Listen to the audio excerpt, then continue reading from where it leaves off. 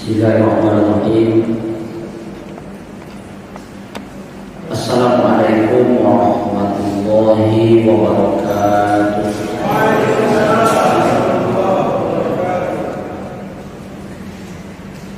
Alhamdulillahilladzi arsala rasulahu bil huda wa dinil haqq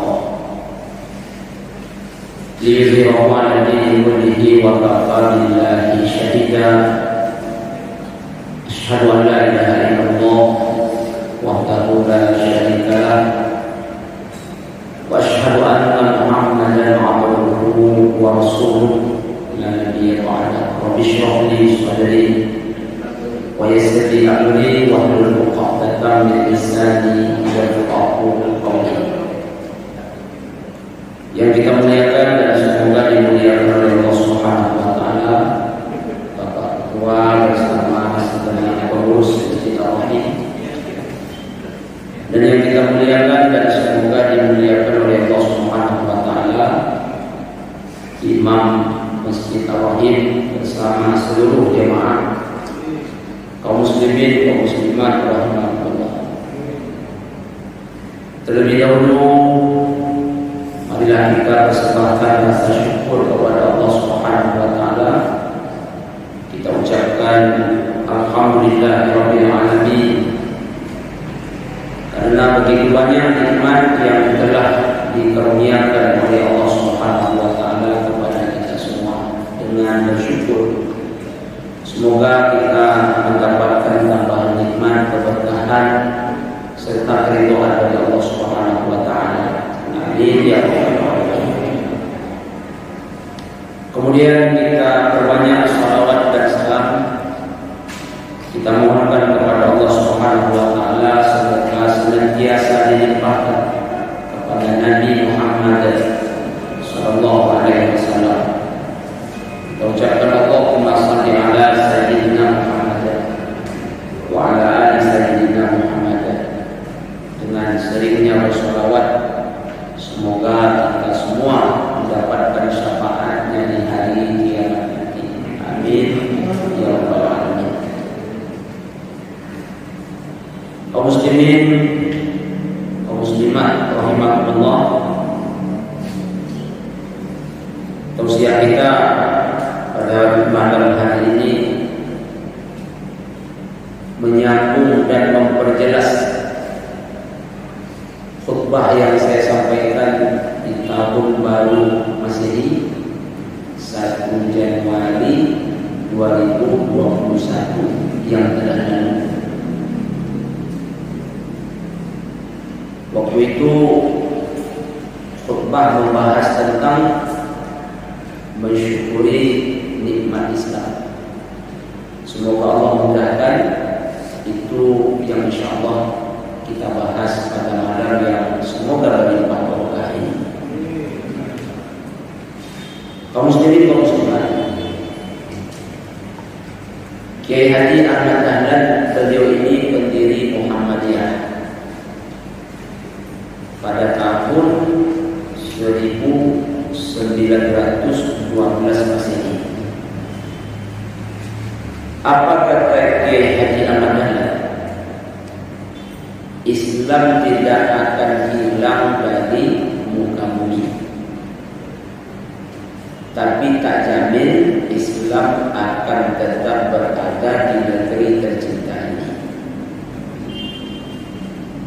Apa yang dikatakan oleh Kiai Haji Ahmad Dahlan ini menurut saya benar. Alasannya banyak bukti sejarah yang telah kita baca dan telah kita ketahui. Jadi Islam insya Allah tak akan hilang dari muka bumi, tapi tak jamin Islam itu akan tetap ada di negeri tercinta ini. Yang mana Allah, Singapura, negara yang kecil itu, sewaktu bernama masih jumlah umat Islam 95%. Sekarang berapa umat Islam di Singapura itu? tinggal kurang lebih 13% saja. Dari 95 tinggal 13%. Jemaah kaum muslimin kaum muslimat. Kemudian Filipina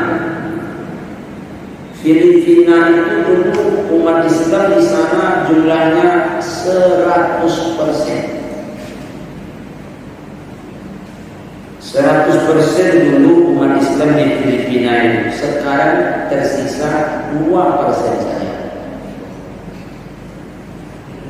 Tersisa 2% saja. Indonesia jumlah umat Islam tahun 70-an, 80-an sampai 90-an. Berapa jumlah umat Islam di Indonesia? Itu 90 sampai 95%. Sekarang berapa tinggal umat Islam di Indonesia? 80% saja. Kaum muslimin, kaum muslimat rahimahullah. Kemudian bukti sahih dicatat oleh sejarah, tapi ini sejarah kelam, yaitu Islam yang pernah berjaya di Andalusia. Jadi Andalusia itu meliputi 3 negara, Spanyol, sebagian Portugis, kemudian sebagian Perancis Selatan. Itulah yang disebut dengan Andalusia. Berapa lama Islam berkuasa di sana? 800 tahun. 8 abad. Berawal dari tahun 711 Masehi, yang ketika itu panglima perang umat Islam menaklukkan Spanyol. Siapa namanya? Jabal Tariq. Semenjak itulah Islam berkuasa di Andalusia. Berapa lama? 800 tahun. Masya Allah. Sekarang tinggal cerita.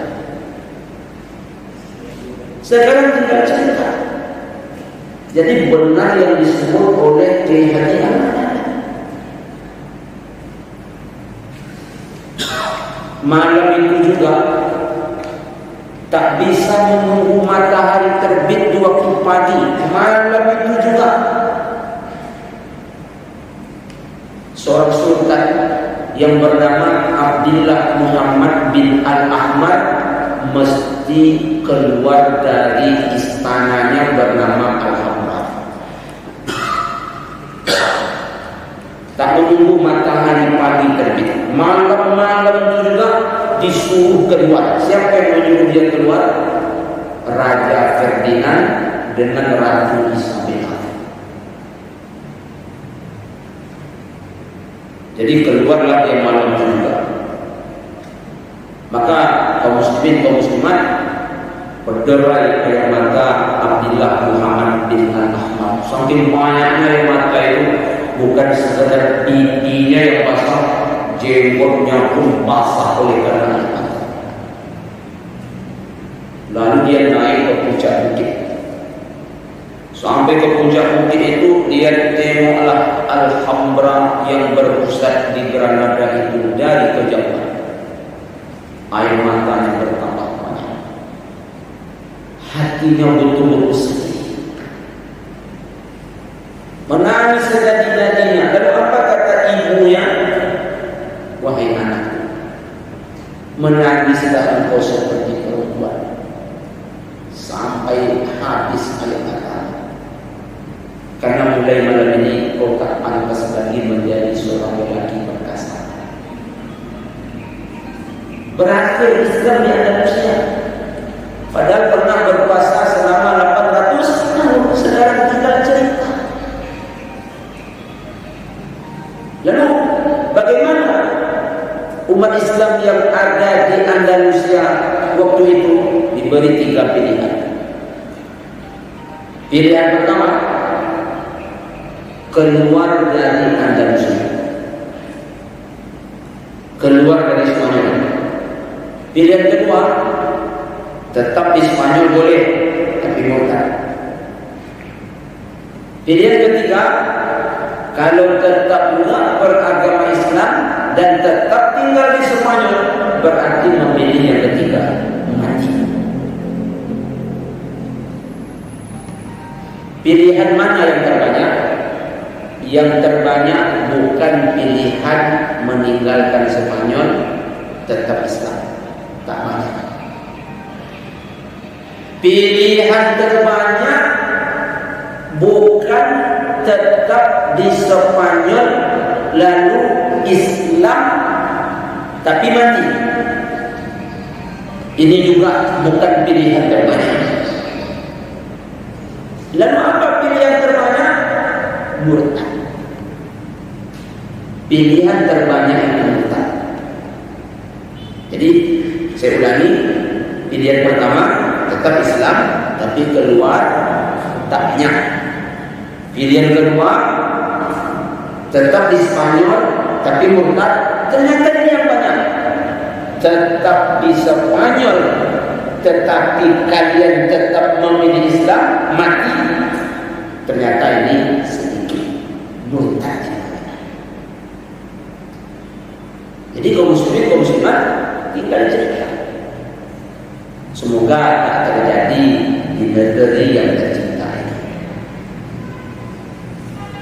Lalu apa yang mesti kita lakukan Ustaz agar tidak terjadi di negeri yang tercinta ini? Tolong agama Allah Ta'ala ini.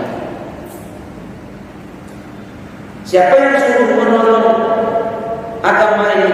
Allah Ta'ala. Apa bunyi ayatnya?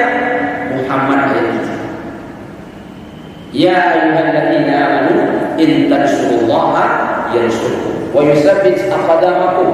Orang beriman, jika kamu tolong agama Allah, Allah akan tolong kamu. Dan Allah teguhkan pendirian. Jadi sebagaimana kita hari ini bisa memandangkan azan setiap hari, setiap malam 5 kali, di zaman anak cucu kita nanti seperti itu juga. Sebagaimana hari ini kita masih bisa sholat berjamaah di masjid, duduk di majelis ilmu, kalau dapat di zaman anak cucu kita lebih dari nikah. Tergantung perjuangan kita sekarang menolong agama Allah. Kalau kita tak tolong agama Allah ini, bisa jadi Islam hilang dari negeri ini Ustaz. Bisa. Contoh sudah kita sebut, anak-anak kita mungkin tak bisa azan di masjid, tak bisa sholat berjamaah di masjid lagi, tak bisa duduk di majelis ilmu seperti sekarang ini lagi. Na'udzubillah. Dan Allah wanti-wanti itu tuh. Apa bunyinya Ustaz? Tengok An-Nisa 9. Wal yakhsha alladziina law taraku min khalfihim dzurriyyatan dhi'afa khafu 'alaihim falyattaqullah wal yaqulu qawlan sadida. Hendaklah kalian merasa khawatir, merasa takut, merasa cemas. Apa yang kita takutkan? Apa yang kita khawatirkan? Apa yang kita cemaskan? Kalau anak cucu di belakang kita lemah ekonomi aja anak cucu kita takut kita. Lemah fisik aja anak cucu kita takut kita. Aneh. Kalau yang lemah itu akidah dia dan kita tak takut. Tak salah Bapak Ibu jemaah mewariskan harta ke anak. Insya Allah tak salah. Apalagi kalau itu halal. Nanti Ustaz, saya kalau meninggal mewariskan ruko karena saya mantap. Saya nanti Ustaz kalau meninggal akan mewariskan kebun karena saya hebat. Tapi menjadi tak hebat, ruko diwariskan. Menjadi tak hebat, kebun diwariskan, tapi Islam tak diwariskan ke anak. Menjadi tak hebat. Bahkan yang hebat itu, biarlah tak ada ruko walaupun satu pintu nak diwariskan, biarlah tak ada kebun walau sebatang sawit nak diwariskan, tapi kepada anak kita wariskan Islam. Itu mantap. Nabi Yakub itu begitu sakarat mendekat nak mati, dia kumpulkan anak-anak cucunya. Nah, nanti setelah ayah meninggal, kalian menyembah apa? Kami yang menyembah Tuhan yang hanya sembah. Ini inspirasi buat kita. Itu yang kita wariskan kepada anak-anak kita. Lalu macam mana supaya itu bisa kita wariskan? Berjuang kita hari ini. Apa perjuangan kita? Membela agama Islam ini. Bagaimana cara membela agama Islam ini? Di antaranya duduk di majlis ilmu seperti ini. Jemaah, ada pepatah menyebutkan, tak kenal maka tak sayang, tak sayang maka tak cinta. Kapan kita baru mau membela agama ini? Kalau kita sudah kenal, sudah sayang, dan benar-benar jatuh cinta kepada agama. Kalau kita sudah kenal, kalau kita sudah sayang, kalau kita sudah cinta kepada agama ini, saya yakin kita akan mati-matian. Dan ini dulu yang dilakukan oleh sahabat. Demi agama ini mereka rela mati. Dan mati demi agama ini yang mereka cari-cari. Karena mereka punya prinsip, kalau hidup kalimat, kalau mati syahidah. Ish kalimat atau syahidah. Hidup mulia, mati syahid. Lalu saya ulangi, mengapa mereka sampai mengorbankan nyawa satu-satunya? Tak ada stoknya, tak ada order dealnya, tak ada spare-partnya. Apa sebab? Mereka kenal, mereka sayang, lalu cinta kepada agama. Sudahkah sampai ke level itu, kenal, sayang dan cinta kita ke agama? Kita ingat jemaah, ini ulang-ulang kisah Abdullah bin Huzaifah, masih ingat? Digantung oleh Heraklius di tiang. Lalu 10 pemanah jitu menghadapkan panah itu ke tubuhnya. Lalu apa kata Heraklius? Kalau kau nak hidup, pindah agama. Kalau mau pindah agama, kau hidup. Tapi kalau tak mau pindah agama, kau mati. Apa kata Abdullah bin Huzaifah? Tukang panah kau cuma 10. Tolong panggil semuanya, suruh berbaris panah aku, biar aku mati sekalian di tiang gantungan. Begitu ya, Mak. Akhirnya diturunkan.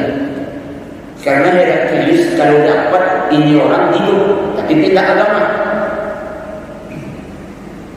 Lalu singkat cerita ya, Mak, ceritanya panjang ini. Datang Heraklius, begini. Kami angkat engkau menjadi pemimpin kami. Kemudian separuh kekuasaanku kuberikan untukmu.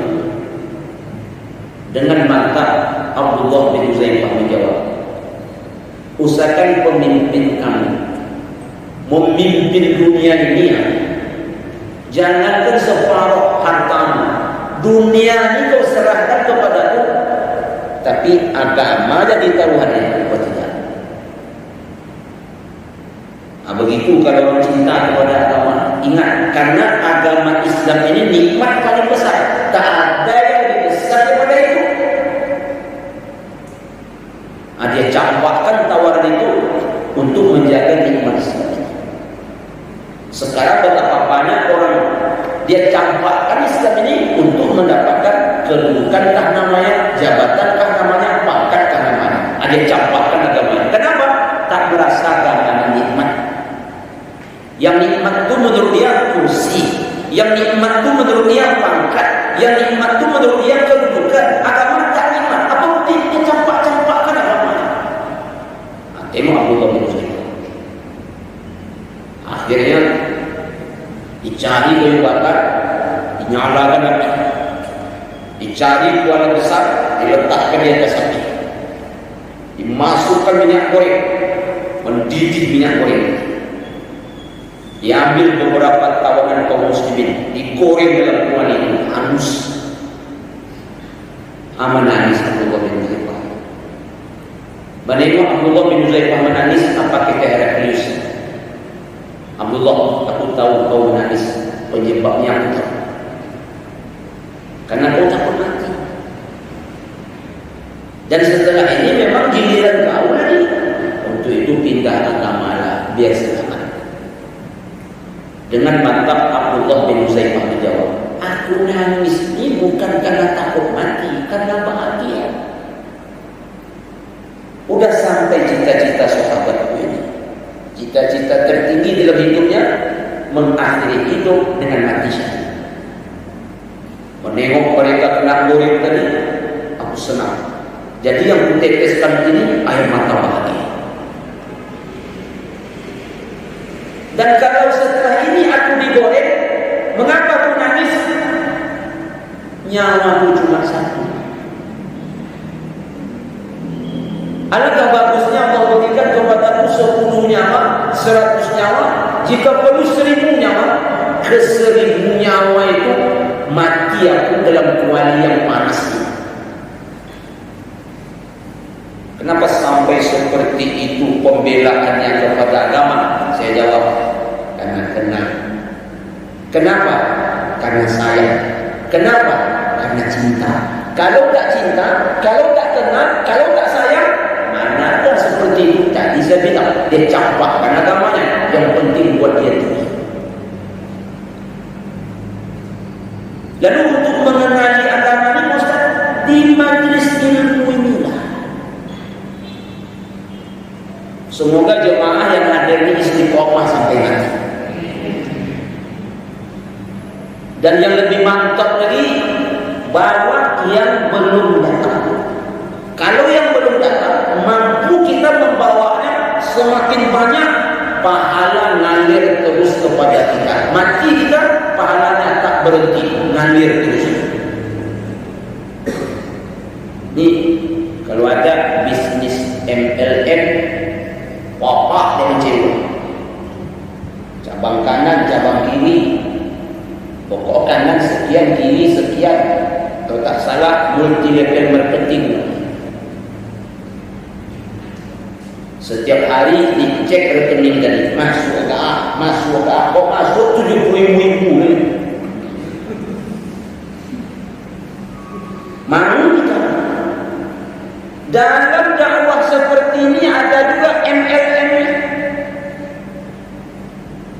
Targetkan sebulan saya mesti berhasil membawa 1 orang. Jangan mulu-mulu dulu, 1 orang sebulan. Kalau 2 bulan 2 orang. Kalau setahun 12 orang.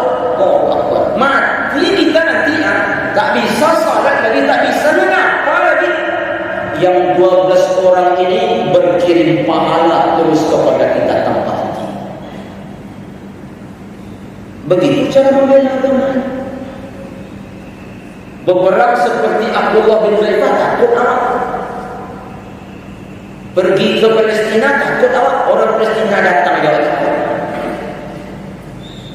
Imam Palestina datang takut ya Pak. Kenapa takut? Meminta tidak takut.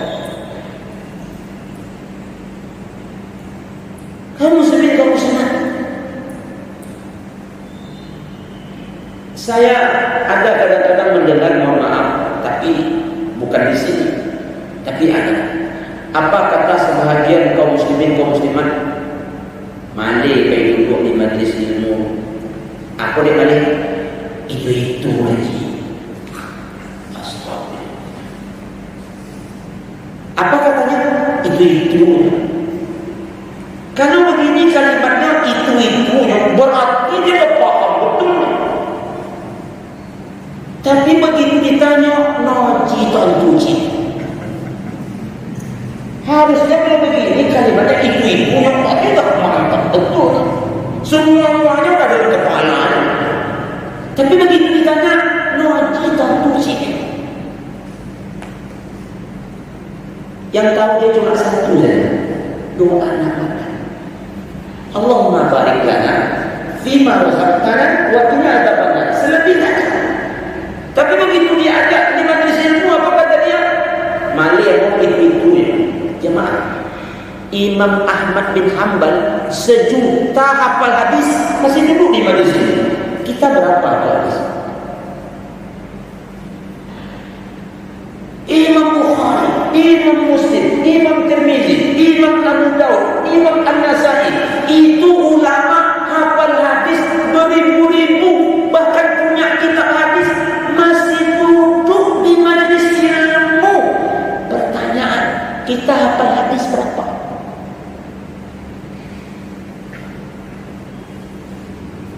Jemaah, Imam Hanafi, Imam Maliki, Imam Syafi'i, Imam Hambali. Kenapa disebut imam? Karena terdepan dalam ilmu, terdepan dalam ilmu, tapi masih duduk di majlis ilmu. Ala imam apa? Ini mohon maaf, bukan merendahkan, bukan itu maksud saya. Ceramah ini untuk diri saya yang paling penting. Masih duduk mereka di majlis ilmu.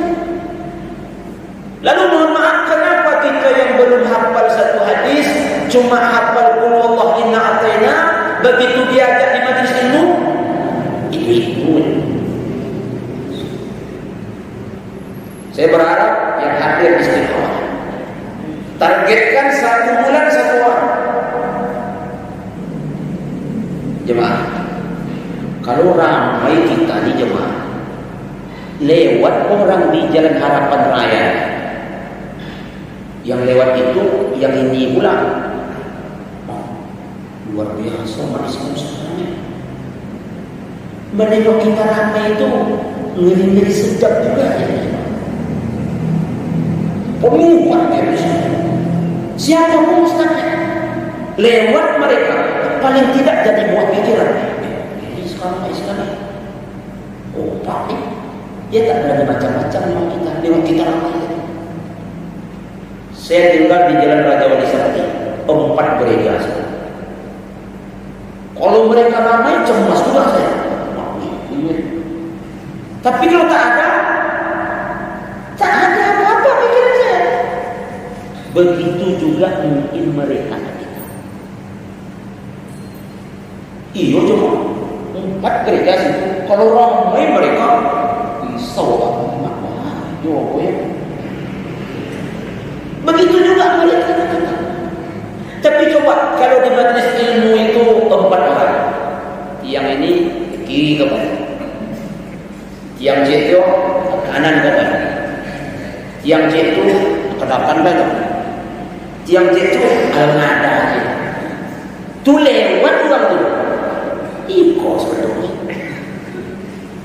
Tak ada cemasan. Tapi kalau kita ramai nampak kompak, mereka tak ada macam-macam. Maka disebutkan oleh Nabi, yang merusak Islam itu Islam sendiri. Saya sering sampaikan ilustrasi tentang kajian ini ke jemaah. Contoh, ada pertandingan bola voli. Contoh, jemaah Masjid Ar-Rahim melawan jemaah Masjid Rawdatul Amilin. Tapi syaratnya umur 50 ke atas. Jemaah Masjid Ar-Rahim punya klub voli, namanya Ar-Rahim. Tapi umurnya tadi berapa? 50 tahun ke atas.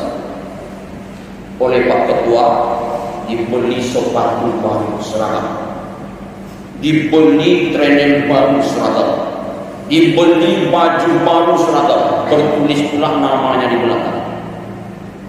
Jadi apa-apa jadi waktu pergi bertanding, kita iringi sebagai supporter.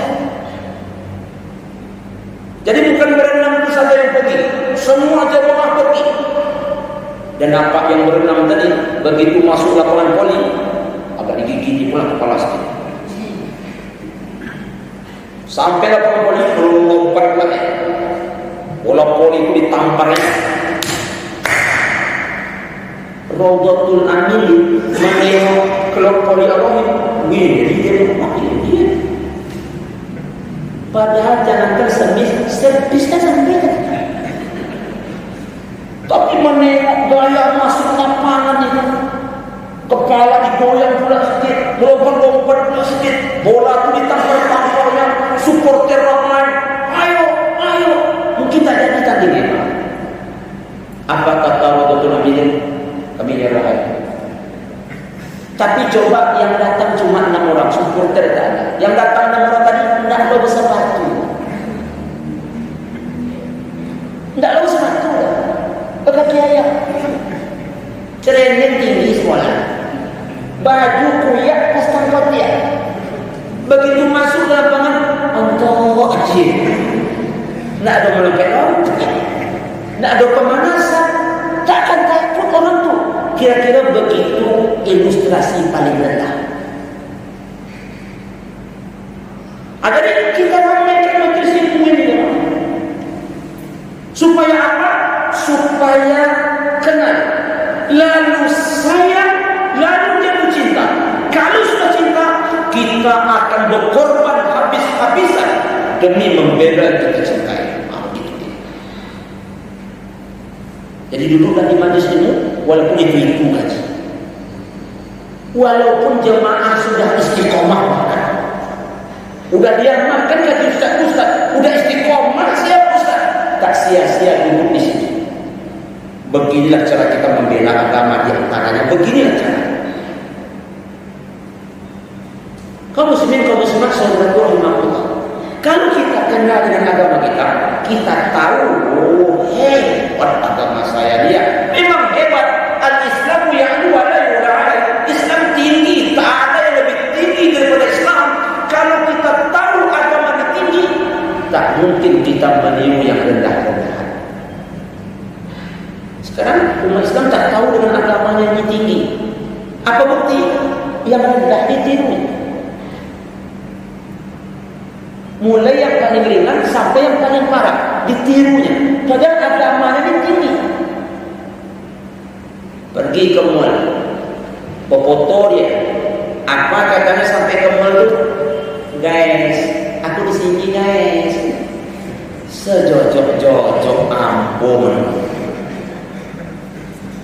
Umuran 65, cucunya 7, nyembang guys. Kita orang Islam punya istilah yang lebih hebat daripada guys. Akhi, ukhti. Mengapa pakai punya orang? Selain punya kita rendah, yang tinggi punya kita. Apa sebab? Ini agama produk langit, madain Allah Ta'ala. Selain itu produk manusia, buatan bumi. Pada kalau mayang, sampai mayang lebih botol. Hello bro, assalamualaikum. Kenapa hello belum? Jangan pakai punya orang, pakai punya kita. Nampakkan identitas kita, nampakkan kita di orang Islam. Jangan minder, jangan takut. Memangnya ada orang minder jadi orang Islam? Ustaz, ada. Ada orang Islam yang ahli takut jadi orang Islam? Ada. Begitu cara musuh. Caranya ditempelkan ke agama ini nama-nama yang tak sedap memang telinga mendengarnya. Apa itu? Radikal. Apa itu? Teroris. Akhirnya awak merasa ibu, bukan sekedar ibu, merasa terkebelakang, bukan sekedar merasa terkebelakang, merasa minder bahkan malu. Lebih bahaya lagi, fobia dengan agama sendiri. Kita mesti bangga. Nampakkan identitas keislaman kita. Begitu cara kita membela agama kita.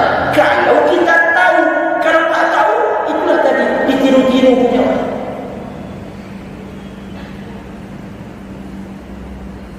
Kaum muslimin, dalam Islam cara berpakaian diatur. Yang punya awak aja dipakai, yang orang lain jangan ditiru. Teristimewa bapak ibu mana yang punya anak gadis atau cucu perempuan. Jangan ditiru cara berpakaian orang lain, karena cara kita sudah ada. Apa cara kita? Ya ayuhan Nabi,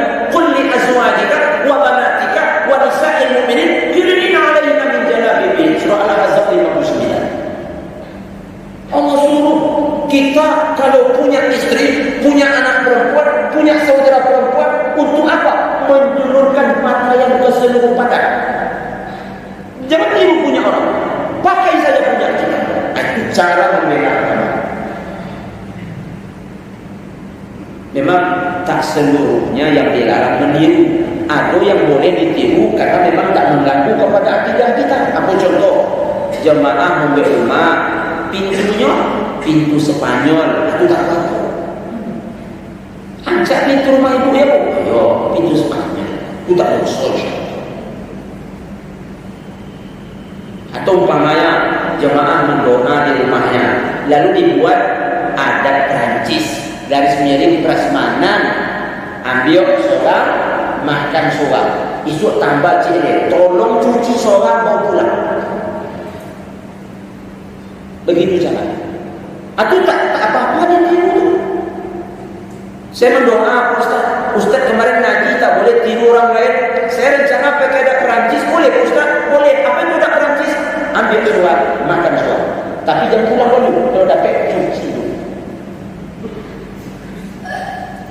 Nyok kalau dipakai adat Pariaman lama orang. Mohon maaf orang Pariaman sini yang disinggung lagi. Tapi yang boleh berani uang mau Pariaman. Kalau Pariaman makan kok salamu-lamu. Satu, angke air basuh tangan aja dulu. Yang kedua, pibiong aja dulu. Yang ketiga, nasi.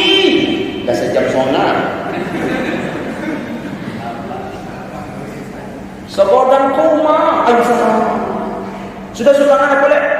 Pibiong. Sudah pibiong apa boleh? Nasi. Sudah nasi apa boleh? Boleh cuma. Sudah boleh cuma apa boleh? Boleh doyong. Sudah boleh doyong apa boleh? Rendang.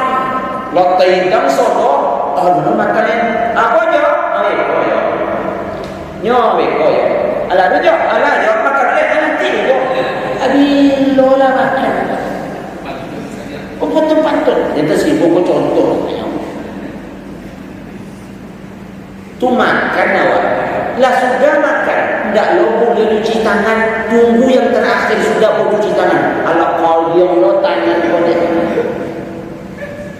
Akal itu dah apa tinggal tiru dia punya Perancis. Tapi kalau berpakaian jangan. Kalau pergaulan jangan. Jadi bagaimana caranya supaya kita tak meniru orang? Kenali ini agama tinggi, tak ada lebih tinggi daripada Islam. Jemaah, Cristiano Ronaldo itu tahun 2020 kemarin hampir seluruh gelar pemain bola kaki dia raih. Hampir seluruhnya hampir kalah Lionel Messi. Siapa pemain-pemain hebat di dunia ini kalah sama Cristiano Ronaldo? Ustaz kok tahu? Saya tengok itu. Mobilnya paling murah 5 miliar harga. Rumahnya cantik besar, bahkan punya jet pribadi. Kaum muslimin. Kemudian perempuan-perempuan cantik jemaah hampir semua dikuasai. Dan positifnya, dia ini konon katanya pernah menyumbang ke anak-anak yang kena tsunami di Aceh. Dan konon katanya dia suka menyumbangkan hartanya untuk anak-anak terkebelakang. Tapi ketahuilah, yang ada pada Cristiano Ronaldo, walaupun dia terkenal, apapun yang dilakukan itu sampah-sampah, tak ada arti semua. Saya ulangi, apapun yang dia miliki, apapun kebaikan yang telah dia lakukan, itu semua sampah-sampah, tak ada arti. Mudah-mudahan boleh dinyawang sampah. Yang bilang sampah siapa Ustaz? Al-Furqan 23. Wa qadimna ila ma'amilu min amalin faja'alnahu haba'an mansura. Sampah. Kenapa menjadi sampah? Dia tak punya nikmat sehebat yang jemaah miliki. Jadi jemaah jauh lebih hebat Cristiano Ronaldo, apa yang jemaah miliki? Islam. Cristiano Ronaldo tak memiliki itu, maka semua bernilai sampah-sampah saja. Lebih hebat kita lagi jemaah. Lebih hebat kita lagi. Kuntum khairan ummah. Kamu ini umat terbaik. Jadi menjadi orang Islam ini sebuah kehormatan dari Allah buat kita. Menjadi orang Islam ini berarti kita manusia spesial di mata Allah, bukan manusia sembarangan. Karena tak semua orang dapat. Kita dapat. Alhamdulillah, kita tak hidup di zaman Nabi, kita jauh di belakang Nabi. Justru agama di bawah Nabi itu agama kita hari ini. Alhamdulillah. Abu Talib tak dapat, Abu Lahab tak dapat, kita dapat. Bangga dan berbahagia. Tapi ingat, bela agama. Cara membelanya di antaranya istiqamah duduk di majlis itu. Kalau dapat lagi jemaah, kalau dapat lagi, bawa anak kita duduk di majlis ini. Dimohon maaf. Kalau jemaah punya anak, mohon maaf sekalian. Mana anak sekolah Ustaz? SMP. Sudah SMP, mana potong nyambung SMA. Pelajaran agamanya tak banyak. Apalagi kini sistem belajar daring. Apalagi sistem belajar daring. Oh, makin tak paham dia dengan agamanya. Maka kalau ada mohon maaf ya. Kalau ada jemaah punya anak sekolah SMP salah tak salah. Mantap. Ada anak sekolah SMA salah tak salah, mantap. Tapi tolong tambahkan pelajaran agama buat dia. Caranya bagaimana? Paling tidak duduk di majlis ini. Jika perlu cari guru, bawa ke rumah, ajarkan kepada anak kita. Supaya apa? Setelah mati kita nanti, agama ini tetap ada di negeri ini. Walyakhshal ladzina law taraku min khalfihim dzurriyyatan dhi'afa khafu 'alaihim falyattaqullah wal yaqulu qawlan sadida. Sebagai penutup, Allah berfirman, apa kata Allah? Semua kita pasti hafal ayat ini. Sering dibaca khatib saat khutbah hari Jumat. Ya ayyuhalladzina amanu taqullaha haqqa tuqatih wa la tamutunna illa wa antum muslimun. Hei orang beriman, bertakwa kamu kepada Allah dengan takwa yang sebenarnya. Jangan mati kecuali kamu mati benar-benar menjadi orang Islam yang baik. Semoga kita, keluarga kita menghembuskan nafas terakhir di atas Islam yang baik. Amin ya rabbal alamin. Ini tausiah singkat yang bisa kita sampaikan malam hari ini. Semoga menjadi bahan renungan buat kita semua, terutama bagi saya yang menyampaikan. Dan apabila ada kesalahan, mohon maaf atas perhatian. Semoga Allah berikan pahala yang berlipat ganda kepada jemaah semua. Kita tutup dengan doa kafaratul majelis.